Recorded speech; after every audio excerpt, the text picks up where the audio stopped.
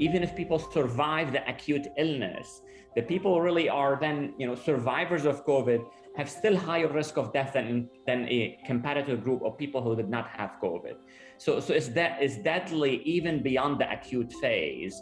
And we think, so when we're looking at the acute phase, we're really pretty much looking only at the tip of the iceberg. We're starting to see a little bit beneath of that iceberg, and it's really alarming.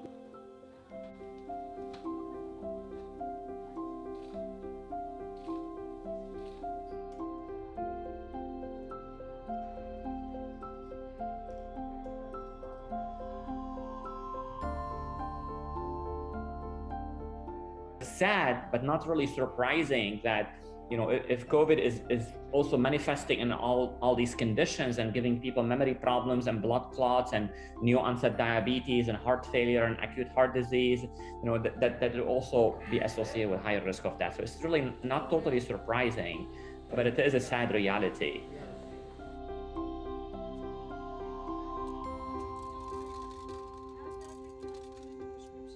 So now we're seeing, at least in this long COVID people, increased intake of pain medications, including opioids, or because of the number of people with COVID and subsequently the number of people with long COVID. This is not going to be a small issue in the United States.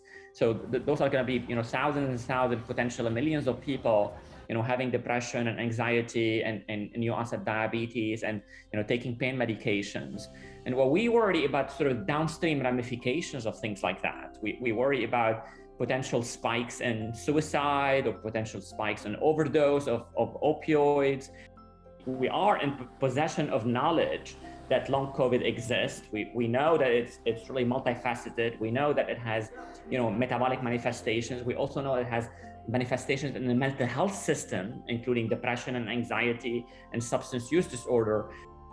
We already did not do very well preparing and dealing with COVID. Let's not make that mistake a second time.